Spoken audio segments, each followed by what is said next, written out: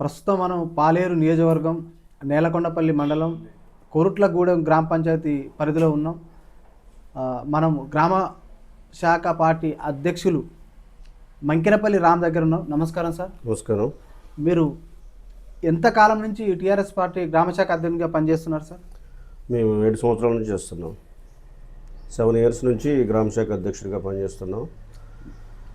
మేము గతంలో అంతకుముందు మా నాన్నగారు కాంగ్రెస్ పార్టీలో ఉన్నారు, మేము కూడా అందులో ఉన్నాము. కానీ అంతకుముందు కాంగ్రెస్ పార్టీలో ఉన్నప్పుడు కరెంటు ఇవన్నీ చాలా ప్రాబ్లమ్స్ ఉన్నాయి. మా పొలం కూడా 2 ఎకరాల పొలం ఎండిపోయింది. ఇంకేంటంటే నైట్ పోయి మా నాన్నగారు కాలువల మీద పండుకునేది. నైట్ పోయి మేము కూడా పొలాలకు నీళ్లు కట్టుకొని చాలా ఇబ్బంది, రైతులు కూడా ఇబ్బంది. కానీ కేసీఆర్ గారు గవర్నమెంట్ వచ్చిన తర్వాత ఇలాంటి ఇబ్బందులన్నీ పోయి ఫ్రీ డీవీలు వేశారు. ప్రతి పొలానికి ఫ్రీగా డీవీలు వేశారు. కరెంటు ప్రాబ్లం అయింది. రైతు బంధు పథకం పెట్టి రైతులను ఆదుకున్నాడు. రైతు బీమా పథకం పెట్టి రైతు ఎవరన్నా చనిపోతే 5 లక్షల రూపాయలు వెంబటే 10 రోజుల్లో వాళ్ళ అకౌంట్లో పడే విధంగా కూడా మన కేసీఆర్ గారు చేశారు. దేశంలోనే తెలంగాణ నెంబర్ 1గా చేసిన వ్యక్తి కేసీఆర్ గారు. కాబట్టి మేము కాంగ్రెస్లో చాలా మా తాతల కాలం నుంచి ఉన్నా కానీ మేము కేసీఆర్ గారి యొక్క అభివృద్ధి చూసి మేము దీంట్లోకి వచ్చాము. కాబట్టి రైతు బంధు, రైతు బీమా, కళ్యాణ లక్ష్మి, షాదీ ముబారక్, కేసీఆర్ కిట్టు, మిషన్ భగీరథ, ఇంకా అలా చాలా మన హామీలు ఇచ్చి ఇవ్వకుండా కూడా చాలా చేశారు. కానీ ఇప్పుడున్న కాంగ్రెస్ గవర్నమెంట్ హామీలు ఇచ్చి ఒక్కదాన్ని కూడా పూర్తిగా దాన్ని సంపూర్తి చేయలేదు. రుణమాఫీ అన్నారు, 30% అయింది. అలాగే స్కూటీలు అన్నారు, స్కూటీలు లేవు. మహిళలకు 2500 అన్నారు, అవి కూడా ఏమీ లేవు. అందులో ఒక్క పథకాన్ని కూడా నెక్స్ట్ ఏదో అది ఇది జాబ్స్ అది ఏదో పెడుతున్నారు, అది ఎలక్షన్స్ కోసం. కానీ అవి కూడా అంత ఫేక్. గవర్నమెంట్ పూర్తిగా ఒక 1 ఇయర్లోనే పూర్తిగా వ్యతిరేక. 10 ఇయర్స్ గవర్నమెంట్ పరిపాలన చేసినా కేసీఆర్ మీద అంత కూడా వ్యతిరేకత రాలేదు. కానీ 1 ఇయర్లోనే పూర్తి వ్యతిరేకత సంతరించుకుంది ఈ గవర్నమెంట్. కాబట్టి ఈ గవర్నమెంట్ పూర్తిగా విఫలమైంది. ప్రజలు ఇప్పుడు కొన్ని ఏరియాల్లో పంటలు ఎండిపోయి చాలా ఇబ్బంది పడుతున్నారు. ఎంతసేపు ఈ రేవంత్ రెడ్డి గారు కేసీఆర్ మీద కక్ష తీర్చుకునే ఉద్దేశమే తప్ప ఈ పరిపాలన మీద పట్టు లేదు, సరైన అనుభవం లేదు. కాబట్టే ఇలాంటి గవర్నమెంట్ ఉంటే ప్రజలు ఇంకా ఇబ్బంది పడతారు. కాబట్టి రాబోయే కాలంలో కంపల్సరీగా మళ్ళీ కూడా మన కేసీఆర్ గారు బీఆర్ఎస్ గవర్నమెంట్ ఖచ్చితంగా వస్తుంది, అందులో అనుమానం లేదు. ఇంకోటి ఏంటంటే ప్రజలు కూడా చాలా పింఛన్ కూడా 4000 చేస్తా అన్నారు, ఇంతవరకు చేయాలి. వికలాంగులకు 6000 చేస్తా అన్నారు, అది కూడా లేదు. మహిళలకు 2500 అన్నారు. ఇంకా కాబట్టి ఎటువంటి ఇది కూడా ఇందులో లేదు సార్. గత 10 ఏళ్ళు మీరే పరిపాలన ఉన్నారు సార్ గతంలో. మరి మీ గ్రామానికి ఎలాంటి అభివృద్ధి కార్యక్రమాలు మీ ప్రభుత్వ హయాంలో జరిగినాయి సార్? మా గ్రామానికి 75 లక్షలు సీసీ రోడ్లు పోసామండి మేము. మన కేసీఆర్ గారి ఫస్ట్లో 75 లక్షల సీసీ రోడ్డు. మిషన్ భగీరథ కూడా పాలేరు నియోజకవర్గంలో కూడా ఫస్ట్ గ్రామం అయినా ఇక్కడే మాకాడే పెట్టారు. మిషన్ భగీరథ అన్ని వాటర్ ఇబ్బంది లేకుండా పూర్తిగా మన అప్పుడు మాకు ఇక్కడ రేగల మమతా గారు ఉన్నారు ఫస్ట్లో. వాళ్ళ ద్వారా మేము ఎటువంటి ఇబ్బంది లేకుండా ఇక్కడ అన్ని రకాల అభివృద్ధి, వాటర్ ఇబ్బంది లేకుండా పొలాలకి మన ఇక్కడ పాలేరు నియోజకవర్గంలో మన కేసీఆర్ గవర్నమెంట్ హరీష్ రావు గారు ఇక్కడ వచ్చి ఓపెనింగ్ చేసి ఇక్కడ నీళ్ళు ఇబ్బంది ఉంటే ఇక్కడ ఉన్న 10 గ్రామాలు 29,000 ఎకరాలకు కూడా పాలేరు పాతకాలంలో లైనింగ్ చేసి నీళ్ళు ఇచ్చారు. అటువంటి ఇబ్బంది లేకుండా కూడా ఈరోజు రైతులు ఇది సంతోషంగా, కరెంటు కూడా ఇబ్బంది లేకుండా ఉంది. ఇప్పుడు వచ్చిన గవర్నమెంట్ వల్ల కరెంటు అప్పుడప్పుడు పోతుంది. ఇప్పుడు కూడా మీతో మాట్లాడుతున్నాం, ఇప్పుడు కూడా కరెంటు లేదు. కాబట్టి ఈ గవర్నమెంట్కి దానికి మీకు ఇప్పుడే తెలుస్తుంది తేడా సార్. కాంగ్రెస్ పార్టీ 6 గ్యారెంటీలతోటి అధికారంలోకి వచ్చింది. మరి 6 గ్యారెంటీలు ఎలా అమలు అవుతున్నాయి సార్ మన గ్రామంలో? 6 గ్యారెంటీలు అనేది ఏమి కాదు, ఓన్లీ ఒక ఉచిత బస్సు అండి. ఉచిత బస్సు వల్ల కూడా దానివల్ల కూడా చాలా ఇబ్బంది పడుతున్నారు మహిళలు. డబ్బులు పెట్టి వెళ్ళి మన మగవాళ్ళు డబ్బులు పెట్టి వెళ్తున్నా నిలబడాల్సి వస్తుంది. వీళ్ళు డబ్బులు పెట్టి కూడా ఆడవాళ్ళకి కూర్చోవడం మంచి ఫెసిలిటీస్ అయింది. దానివల్ల కూడా పని చేయట్లేదు. ఆడవాళ్ళు కూడా ఎక్కువ తిరుగుతున్నారు, దానివల్ల చాలా ఇబ్బందులు అవుతున్నాయి. కాబట్టి ఉచిత బస్సు కూడా వేస్ట్ పథకం. ఇంకోటి ఏంటంటే కళ్యాణ లక్ష్మి తులం బంగారం ఇస్తున్నారు. ఆ తులం బంగారం విడిపోయిందో కూడా ఎవరికి తెలవట్లేదు. అలా కాకుండా రైతులు కూడా పంటలు పూర్తిగా ఎండిపోతున్నాయి. ఆ ముఖ్యమంత్రి ఎండల వల్ల ఎండిపోవడం అనేది అది చెప్పే విషయం కాదు. కానీ వాళ్ళు అలా మాట్లాడుతున్నారు. కాంగ్రెస్ ఇక్కడ అభివృద్ధి లేడు. ఇక్కడ ఏమి ఈ మండలంలో ఇటువంటి గ్రామంలో ఎదురికి మాకు ఉపేందర్ రెడ్డి గారు ఉన్నప్పుడు ఎమ్మెల్యే గారు ప్రతి ఇంటికి 10,000 రూపాయలు ఇచ్చేది. మా బళ్ళకి గుళ్ళకి చర్చీలకి అన్నిటి కూడా మా ఊళ్ళో 15 లక్షల సాయం చేశారు. ఎమ్మెల్యే పార్టీ కులము మతము విభేదం లేకుండా ఇక్కడ మాకు ఉన్నం బ్రహ్మయ్య గారి ఆధ్వర్యంలో మన పాలేరు మాజీ ఎమ్మెల్యే ఇప్పుడు అసలు వచ్చి ఇక్కడికి ఎంపీ ఎవరో కూడా తెలియదు మాకు. ఎంపీ ఎమ్మెల్యే అట్లా ఎప్పుడో వస్తుంటారు, చుట్టపు చూపుకి వెళ్ళిపోతారు. కానీ ఏదో ప్రతి ఇంటిని టచ్ చేసి వెళ్ళారు మన మాజీ ఎమ్మెల్యే మన కందాల ఉపేంద్రెడ్డి గారు. కానీ ఇప్పుడు ఎమ్మెల్యే ఎంపీ ఏదో ఎన్నో ఒక రోడ్డు సీసీ రోడ్డు ఏదో ఎన్నో ఒకటి ఓపెనింగ్ చేస్తారు, ఇట్లా చెయ్యి ఆగి బాయి అనుకుని తప్ప ఎవరికైనా ఇబ్బంది వచ్చినా అందుబాటులో లేకు. ఓన్లీ హైదరాబాదు ఆ ఎంపీ ఢిల్లీలో ఉంటాడు. ఆయన ఎవరు కూడా పూర్తిగా తెలియదు. అసలు మా అక్కకి ఈ ఏరియాలో ఎంపీ ఎవరు కూడా తెలియనట్టుంది.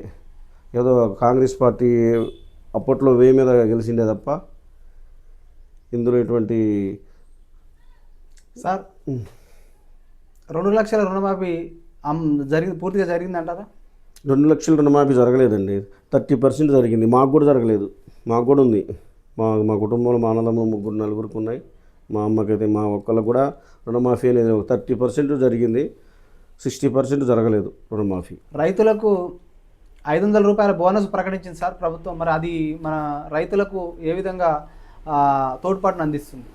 సరే, రైతులకు 500 రూపాయల బోనస్ అనేది అది కొంచెం మంచి పథకమైనా ఆ రైతులకు ఉన్న బోనస్ కూడా అందరికీ పడలేదు, 50% పడ్డది. ఇంకేందంటే ఇక్కడంతా ప్యాడీ వాళ్ళు ఉండరు కాబట్టి ఇక్కడ పత్తి ఉంది, మిర్చి ఉంది. మిర్చి రైతు ఇలా కేసీఆర్ గవర్నమెంట్లో 25,000 రూపాయల 25,000 రూపాయలు ఉంది మిర్చికి. ఈరోజు 12,000 10,000కే కొనే పరిస్థితి లేదు, దిక్కు లేకుండా అయిపోయింది. ఆ మిర్చికి పత్తికి అన్ని పంటలు కూడా ఏదో చెరుకు కూడా ఇక్కడ పరిస్థితి బాగాలేదు. చెరుకు కూడా తక్కువ రేటు. చెరుకు అన్నిటికీ బోనస్ ఇస్తే బాగుంటుంది. మరి అందరూ ప్యాడీ రైతులే ఉన్నారు కదా, మరి వాళ్ళ పరిస్థితి ఏంటి? మీరు ఆలోచించండి. ఇప్పుడు వరికి బోనస్ ఇచ్చిండు, మరి అందరూ వరి వేయరు కదా.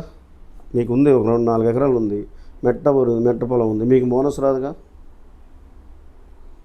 ఇంకోటి ఏంటంటే పోయినసారి ఒకసారి రైతు బంధు కూడా ఎగగొట్టారు. ఇంకోటి రైతు బంధుని 7,500 ఎకరానికి 15,000 ఇస్తారని 12,000 ఇస్తున్నారు. ఆ 12,000లో 2 సార్లు ఎగగొట్టారు. ఇప్పుడే 3 ఎకరాల లోపు వాళ్ళకు కూడా పడలేదు. మాకు కూడా పడలేదు. మాకు 4 ఎకరాలు ఉంది, మాకు కూడా పడలేదు. అది ఎప్పుడు పడిద్దో తెలియదు. ఇంకా ఎన్ని నెలలు వేస్తారో, ఇంకా 6 నెలలు వేస్తారో, ఎన్ని నెలలు వేస్తారో కూడా తెలియదు. ఏ పథకమైనా సాపికి ఏదో అట్లా మొదలు పెడుతున్నారు, దాన్ని మధ్యలోనే వదిలేస్తున్నారు. కాబట్టి గవర్నమెంట్ పూర్తిగా విఫలమైంది. ప్రజల్లో కూడా తీవ్రమైన ఆగ్రహానికి చూరుకుంది. ముసలోళ్ళ కానుంచి అందరూ కూడా ఈ ప్రభుత్వాన్ని పూర్తిగా ఎప్పుడు కేసీఆర్ వస్తాడా, ఎప్పుడు మళ్ళీ గవర్నమెంట్ మారిద్దని ఎదురు చూస్తున్నారు తప్ప ఈ గవర్నమెంట్ మీద పూర్తి నమ్మకం ప్రజల్లో పోయింది. ఇదే గవర్నమెంట్ ఎలా వస్తే పూర్తిగా రాష్ట్రం ఆగమైపోయింది.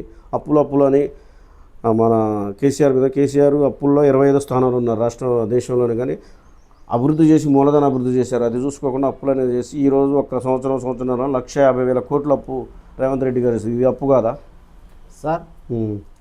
కాంగ్రెస్ పార్టీ ప్రధానమైన ఆరోపణ ఏంటంటే గతంలో మీరు 10 ఏళ్ళు పరిపాలించరు, మీరు ప్రాజెక్టుల ద్వారా ఇంకా సంక్షేమ పథకాల ద్వారా మీరు అధిక అప్పులు చేసి ధనిక రాష్ట్రాన్ని అప్పులపాలు చేసిరని వాళ్ళు ఆరోపిస్తున్నారు సార్, అధికార పక్షం. మరి దాని మీద మీ స్పందన ఏంటి సార్? సార్, అప్పులంటే ఒక ఫ్యామిలీ ఉంది. మా ఫ్యామిలీ నడవడానికి మేము 1 లక్ష రూపాయలు అప్పు చేస్తాం. ఉదాహరణకి ఒక పొలం కొన్నాం, ఎకరం పొలం కొన్నాం. ఒక ఎకరం పొలం కొంటే 40 లక్షలు అయింది. మా దగ్గర ఒక 10 లక్షలు ఉన్నాయి. ఇంకో 10 లక్షలు అప్పు తీసుకుంటాం, 20 లక్షలు. అప్పుడు మాకు పొలం కొన్న తర్వాత 10 లక్షల అప్పు చిన్నగా తీర్చుకున్న తర్వాత ఎకరం పొలం 40 లక్షల రూపాయల పొలం మిగిలిపోతుంది. అలాగే కేసీఆర్ చేసినవి కూడా అన్ని అభివృద్ధి కార్యక్రమాలు చేసి భవిష్యత్తులో పెట్టుబడులకి, మార్కెటింగ్కి, పారిశ్రామిక డెవలపింగ్లో భవిష్యత్తులో ఉంటుంది. దీన్ని నడిపిలేక చేతగాక వాళ్ళు కేసీఆర్ మీద నిందలేయటమే తప్ప సరైన అది కరెక్ట్ కాదు. అప్పులని రాష్ట్రానికి ఉన్న వాల్యూ తీసేయటమే తప్ప అప్పుల్లో 25వ స్థానంలో ఉంది మంది. ఇతర రాష్ట్రాలు కర్ణాటక పూర్తిగా నిర్వీర్యం అయిపోయింది అక్కడ చేయలేక. అప్పులు లేని రాష్ట్రం ఉత్తరప్రదేశ్ లాంటి పెద్ద రాష్ట్రాలే, బీజేపీ పాలిత రాష్ట్రాల్లో అప్పులు ఉన్నాయి. అప్పులు లేని రాష్ట్రం అనేది ఏదీ లేదు. ఏంటంటే అదొక ఇది చేశారు. కానీ మీకు అప్పులు ఉన్నాయి, అప్పులు లేని తెలవకుండా మీరు ఎట్లా హామీలు ఇచ్చారు? మీరు అన్ని ఉచిత హామీలు ఇచ్చారు కదా. ఉచిత కరెంటు బిల్లు ఉందండి, ఎవరికోళ్ళు కాల్చుకున్నా మినిమం బాధ్యత అవి కట్టాలా. ఉచిత బస్సు ఉంది, ఉచిత బస్సు దానివల్ల గవర్నమెంట్ పూర్తిగా నిర్వీర్యం అయిపోతుంది. వాళ్ళకి జీతాలు, శాలరీస్ అవి ఎవరు పెట్టమని అడగల. ఏదో వాళ్ళ స్వార్థం కోసం, వాళ్ళ అవకాశాల కోసం పెట్టారు తప్ప దానివల్ల ఉపయోగం లేదు. ఇంకోటి ఏంటంటే పనికి వెళ్ళే వాళ్ళు ఎప్పుడో సంవత్సరానికి 100 రూపాయలు ఖర్చు పెట్టుకుంటారు. ఓన్లీ ఉద్యోగస్తులకు, లక్షల ఉద్యోగస్తులు ఉన్న వాళ్ళకే అవి ఉపయోగం. వాళ్ళు డైలీ చేస్తారు. కానీ ఎవరికి ఉపయోగం? ఉచిత బస్సు. డైలీ వెళ్ళరుగా లేబరు, పనికి వెళ్తారు. వాళ్ళు ఎప్పుడో సంవత్సరానికో 6 నెలలకు వెళ్తారు. వాళ్ళే అంటారు మేము ఎవరు పెట్టవరు ఆయన్ని, మేము పెట్టమని చెప్పలేదుగా. వాళ్ళు పని లేక పెట్టుకుండు. ఇలా కొట్టుకుంటున్నారు బస్సుల్లో, ఒకళ్ళు జుట్టు పెట్టుకొని కొట్టుకుంటున్నారు. డబ్బులు ఇచ్చినోడు నిలబడాలా, డబ్బులు కొట్టుకోవడం, ఉచితంగా పిల్లగాడికి అన్నం తినడానికి కూడా బస్సులో ఎక్కించి ఆమె సరదాగా వెళ్తుంది. ఎవరు ఉచిత బస్సు, ఆ ఉచిత బస్సుకు పెట్టే డబ్బులు వీటికి మిగతా పథకాలకు పెడితే ఈ స్పీడ్గా జరుగుతాయిగా. అలాంటివి చేయలేక ఆ విధమైన తెలివి లేకుండా గవర్నమెంట్ ఉద్యోగస్తులు తీసేసి చెప్తున్నవి రైతు బంధు, రైతు ఇలాంటి గవర్నమెంట్ ఉద్యోగస్తులకి ఒక 10 ఎకరాల్లో పెట్టి చేయొచ్చు కదా. సార్ మరి మీరు ప్రజలకు ఇన్ని సంక్షేమ కార్యక్రమాలు అందించినాం అంటున్నారు, మరి అధికారాన్ని ఎందుకు కోల్పోయారు సార్? అధికారాన్ని ఎందుకంటే ఎవరైనా ఎట్లుంటుందంటే కొత్త ఏదో ఉంటుంది సామెత, కొత్త రోత పాత అన్నట్టుగా 10 సంవత్సరాలు చేశారు, ఇంక వీళ్ళు ఏమైనా చేస్తారేమో మనకి ఆశ, అత్యాశ.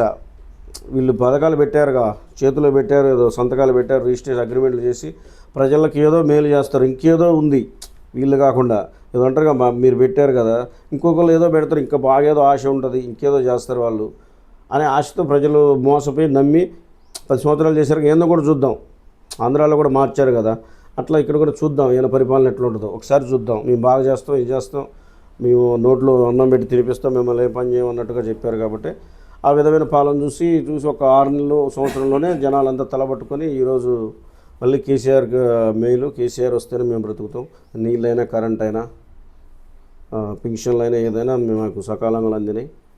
ఏ పథకాన్ని ఇద్దరికి కరోనాల టైంలో కూడా ఆయన ఒక ఎమ్మెల్యే ఎంపీల జీతాలు ఆఫ్ చేసి కూడా కరోనా కష్టకాలంలో కూడా మనకి రైతు బంధు వేశారు. కేసీఆర్ ఇచ్చిన ఎలక్షన్ మూమెంట్లో ఉన్న 7,600 కోట్లు కేసీఆర్ ఇచ్చిన, దానివల్ల కోడ్ వల్ల అవి వీళ్ళు వేసారు. వీళ్ళు వేసింది ఒక్కసారి, రెండోసారి కూడా ఇలా 2 సార్లు ఎగ్గొట్టారు. ఈ 3వసారి కూడా ఇది సరిగ్గా ఇంకా 3 ఎకరాలు కూడా సరిగ్గా పడలేదు. ఈ పడేసరికి 6 నెలలు పడితే సంవత్సరం పడితే తెలవదు. మీ ప్రభుత్వ హయాంలో సార్ రేషన్ కార్డుల పంపిణీ ఎందుకు జరగలేదు సార్? రేషన్ కార్డులు అనేది సార్ అన్నీ కొంతమందికి వచ్చినాయి, కొంతమందికి వచ్చింది. దానికి కూడా కొన్ని మిస్టేక్స్ వల్ల కూడా ఇవి గవర్నమెంట్కి మైనస్. మీరు దానికి కాదంటున్నారు రేషన్ కార్డులు అంటే ఇప్పుడు జరిగినాయనే అని మీరు ఎట్లా అనుకుంటున్నారు?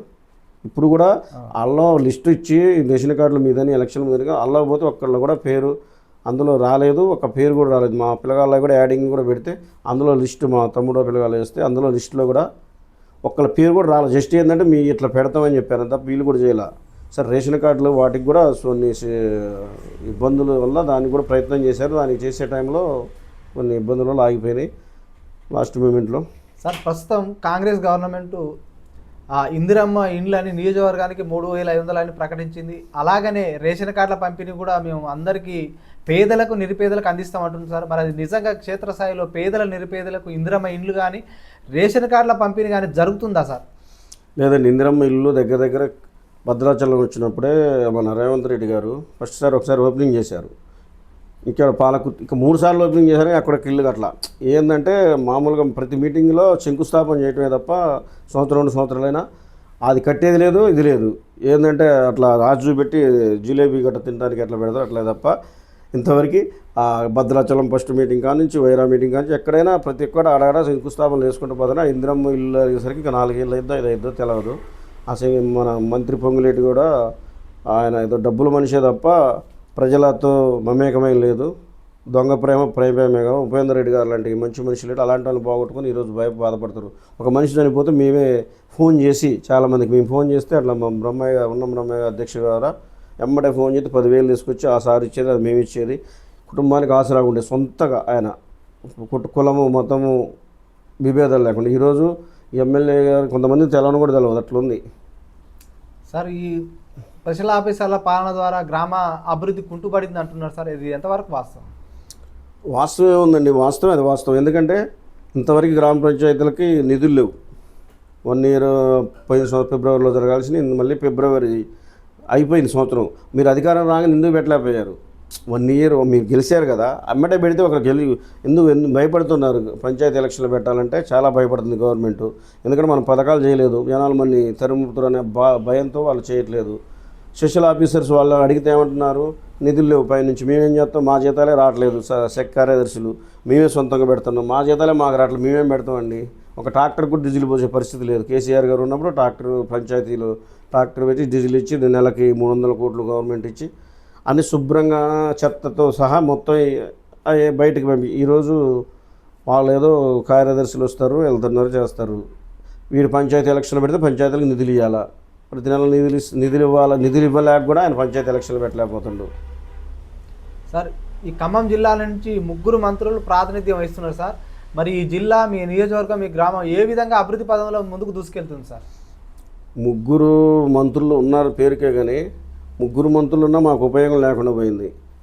ఎందుకంటే మా కాడ ఒక బీటీ రోడ్డు కానీ ఒకటి ఇది కానీ ఏదో సీసీ రోడ్లు అక్కడ బీటీ రోడ్లు, గ్రామ లింక్ రోడ్లు చాలా 3 ఉన్నారు కాబట్టి మంచి డెవలప్ చేయొచ్చు. రాష్ట్రంలో నెంబర్ 1 చేయొచ్చు ఖమ్మం జిల్లా. ఎందుకంటే 3 కూడా ఆనుకొనే ఉన్నాయి నియోజకవర్గాలు.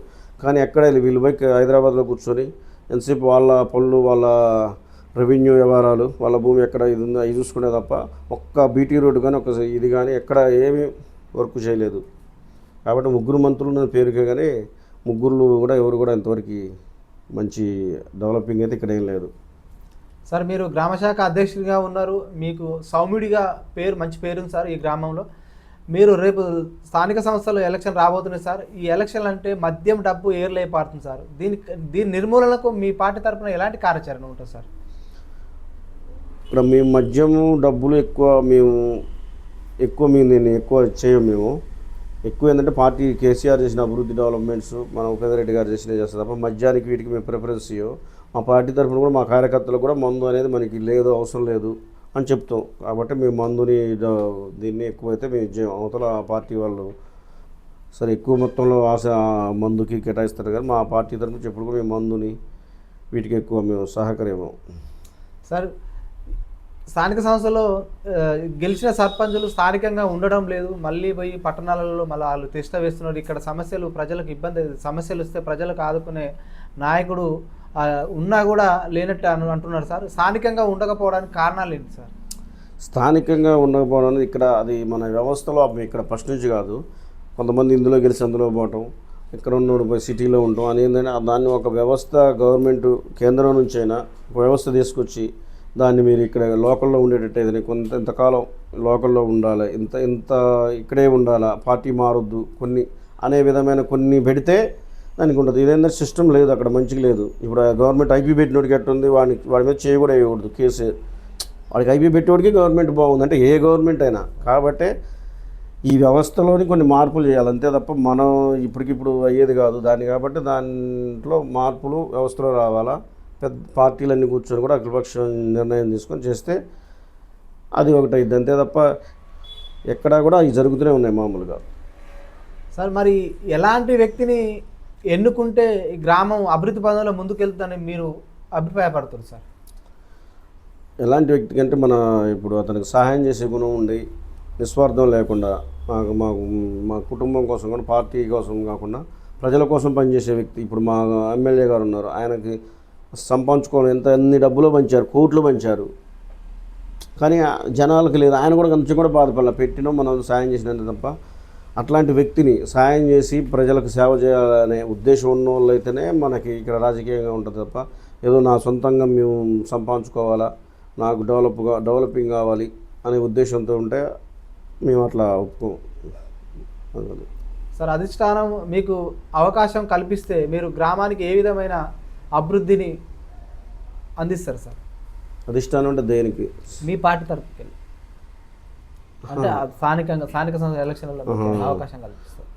మాకు కల్పిస్తే మేము ఉపేంద్ర రెడ్డి గారి సహకారంతో, మాజీ ఎమ్మెల్యే ఉపేంద్ర రెడ్డి గారు, ప్రీతమ నాయకుడు ఉన్నం బ్రహ్మయ్య గారు మండల అధ్యక్షుడు, వాళ్ళ సహకారంతో మేము మంచి డెవలపింగ్ చేసి గ్రామంలో ఎటువంటి కొరత లేకుండా డ్రైనేజీలు కానీ, ఇక్కడ కేసీఆర్ గారు ఉన్నప్పుడు హరిత విప్లవం బాగుండే, చెట్లు అవన్నీ ఉన్నాయి. ఇప్పుడు ఏమీ లేవు, నీళ్లు పోసేది లేదు, దిక్కు లేదు, దశ లేదు. ఉపాధి హామీ పెట్టి అందులో చెట్లను వేస్తేనే ఇన్ని ఒక టార్గెట్ పెట్టి చెట్లను బతికించేది. ఇప్పుడు ఆ ఉన్న చెట్లను చూసేవాళ్ళు లేడు. ఇద్దరికి వర్కర్స్ని పెట్టి ఒక 5-6 పెట్టి రోడ్ల చుట్టూ నీళ్లు పోసి ఇప్పుడు రోడ్డు అమ్ముతున్నాయి కూడా. మన కేసీఆర్ గారు ఉన్నప్పుడు ఆ రోడ్డు కాంట్రాక్ట్ కూడా మీరు చెట్లు బతికిస్తేనే మీకు బిల్లు ఇస్తా అనే ఉద్దేశంతో ఈరోజు చెట్లు మీకు కనపడుతున్నాయి రోడ్డు అమ్మటే. కాబట్టి హరిత విప్లవాన్ని కూడా మన కేసీఆర్ గారు మంచిగా చెట్ల గురించి బాగా చేసుకున్నారు. సార్ ఫైనల్గా సార్ యువత డ్రగ్స్కు బానిస అవుతున్నారు సార్. ఆ యువత డ్రగ్స్ బానిస అటువైపు మళ్ళకుండా యువత ఎలాంటి పనులు చేపట్టి గ్రామానికి అభివృద్ధి పదంలో చెందడానికి వాళ్ళ కృషి ఏ విధంగా ఉండాలని మీరు ఒక సీనియర్ నాయకుడిగా ఏ విధమైన సూచన చేస్తారు సార్? యువత డ్రగ్స్కి అలవాటు అవుతున్నారంటే ఇప్పుడు గవర్నమెంట్ కూడా డ్రగ్స్ మీద ఇందులో కేసీఆర్ గవర్నమెంట్ గట్టి ఉక్కుపాదం మోపింది.